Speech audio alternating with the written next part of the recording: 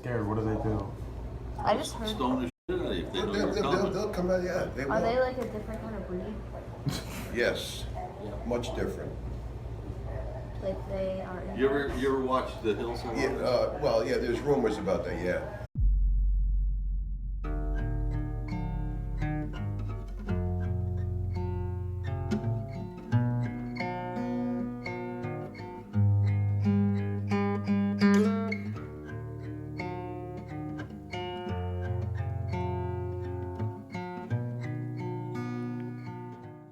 Nestled slightly south of Dover Plains, in the town of Dover in Dutchess County, New York, is a community known to some as Oniontown.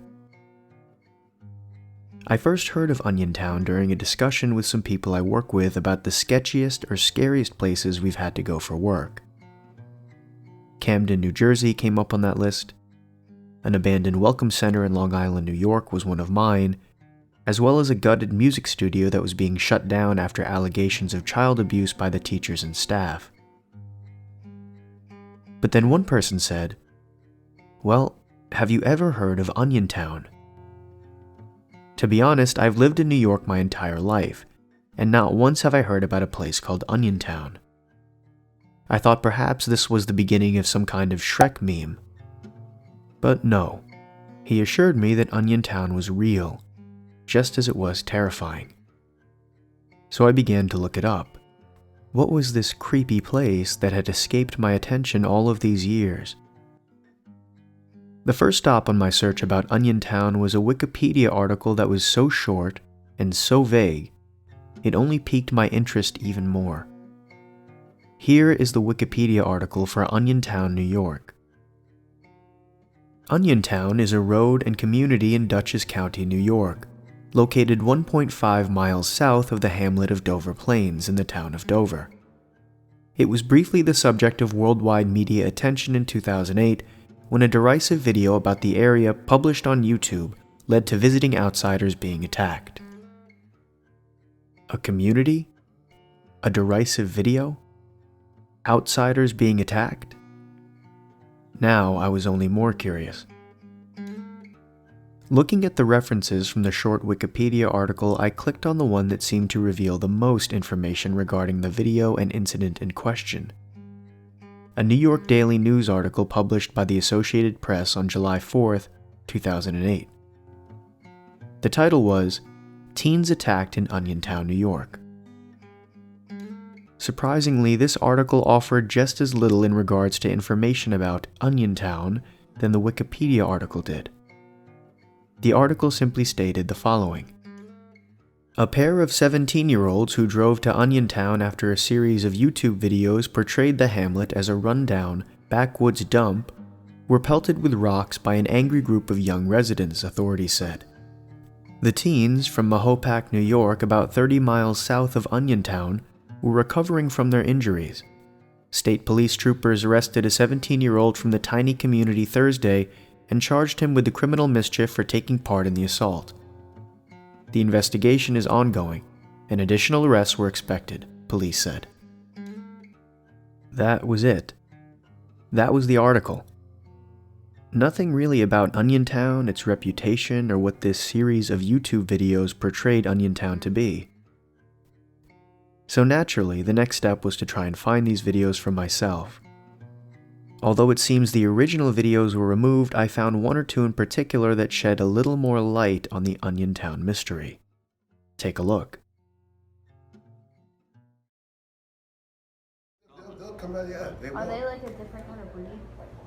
Yes, much different. Like they are. You ever watch The Hills? Yeah, well, yeah, there's rumors about that, yeah. Drug dealers and all that stuff. Oh. Yeah, all up at that one end. I thought it was the hillbillies. It used to be back in the 50s. They're coming! They're coming! Go! Go if you don't stop! Go! Go! They're coming for us! No! Call 911, please! Call 911, hurry up! Go! Why would you beat Sven? Ah! No! They're coming for us! Oh my god! He's pulling over! Sven! Go! Ah! You're gonna get us killed! He's trying to run all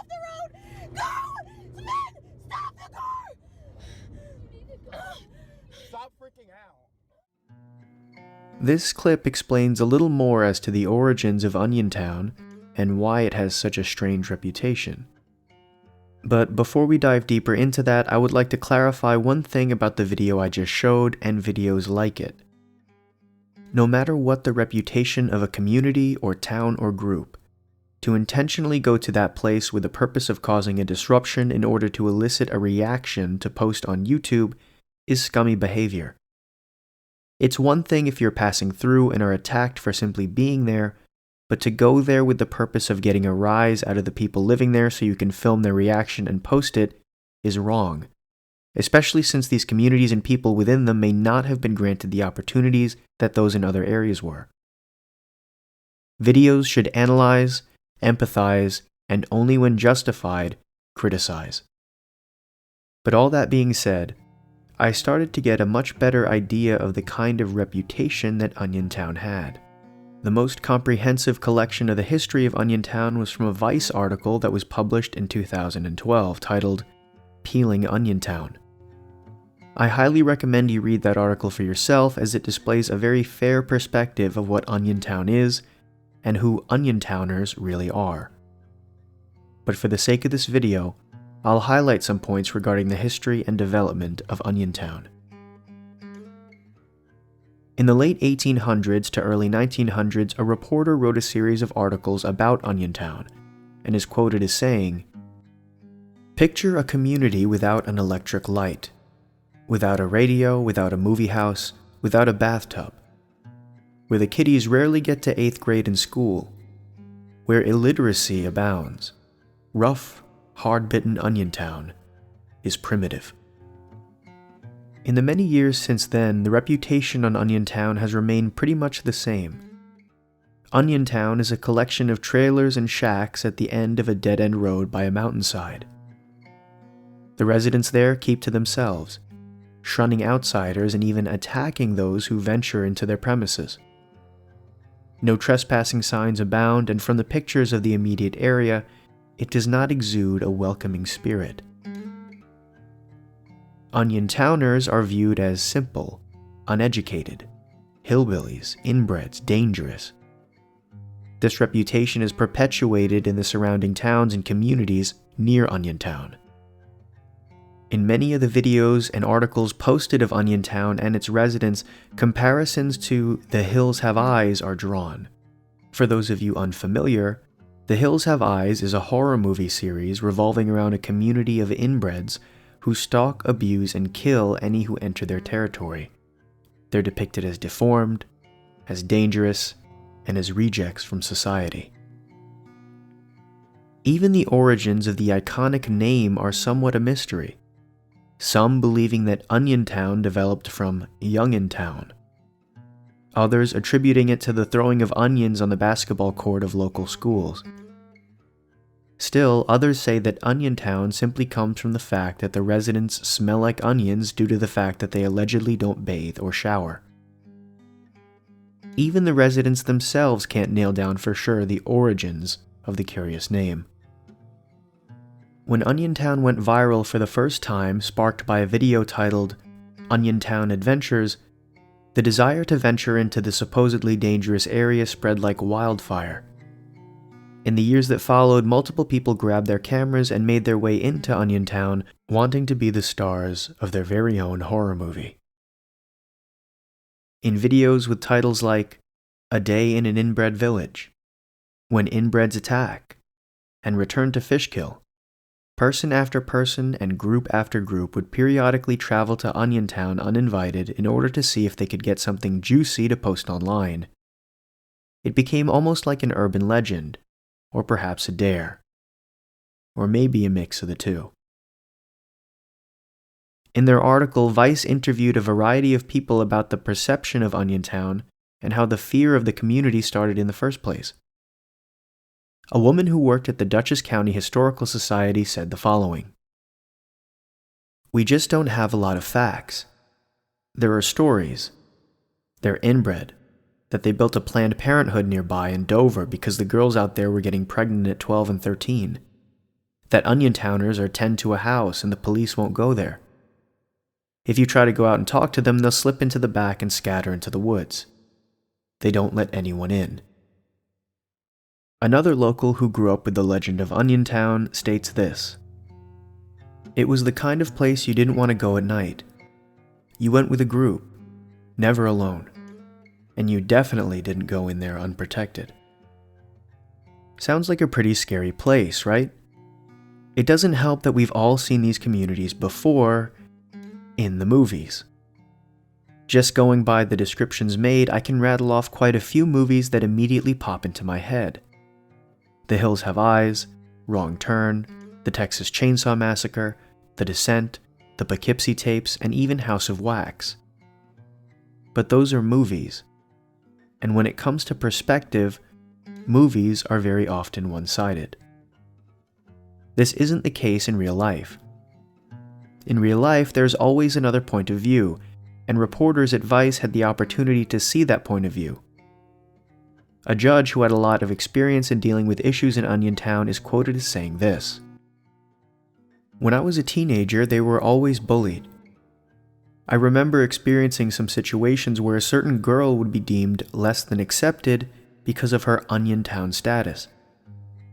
But they, more than anybody, supported me. They were our friends. To this day, I am indebted to them. They're not looking for something to set them higher in some social arena. They're genuine, they're real." And all of a sudden, a different picture on Oniontown begins to be painted.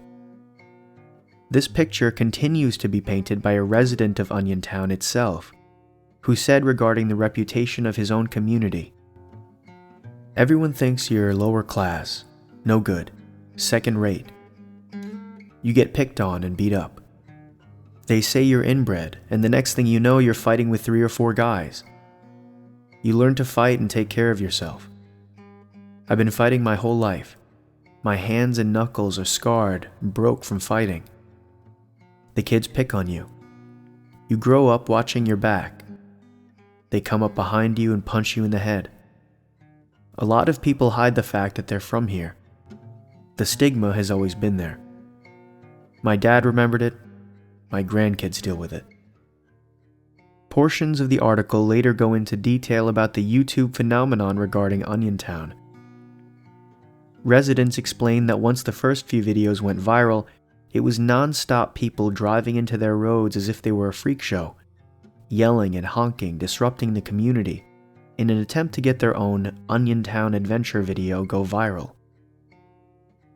Oniontowners had to resort to different tactics to scare off intruders, including locking the gate so the cars couldn't leave, and then approaching their windows and asking them questions like, "Are you trying to film us? What do you think you're doing?" Tactics like these helped to alleviate the scourge of attention seekers to an extent. However, it didn't do anything good for Oniontown's reputation, but they were able to go about their daily business without the constant fear of being interrupted or harassed. So very often we're fed this idea of good guys and bad guys. This idea is only perpetuated by television and movies. We hear of a community like Oniontown by a friend, or a video or a blurb on the internet. When the guy at work told me about Oniontown, if I had never looked it up and just taken his description at face value, I would have thought what many people probably think. A Hills Have Eyes / Deliverance type inbred community that'll skin you alive if you step into their neck of the woods. But the more you delve into it, the more that facade melts away. The more you realize that it isn't that simple. A whole community and generation of people cannot be categorized into 5 or 10 words that are meant to elicit horror. The people of Oniontown are just that. People. People with more struggles than most. They deal with bullying, stereotypes, stigmas, people treating them like monsters and freaks, trying to capture a split second of them acting aggressive toward intruders so they can post it online. These people are victims of circumstance, and while no doubt a majority of them lead happy, fulfilled lives where they are, they're more than aware of the way society looks at them. As lesser. So without getting too preachy or too sappy here, just remember that all of that applies on an individual level too. Don't be so quick to turn people into villains in the movie of your life. People are not so one-dimensional. They go through their own insecurities, struggles, and problems.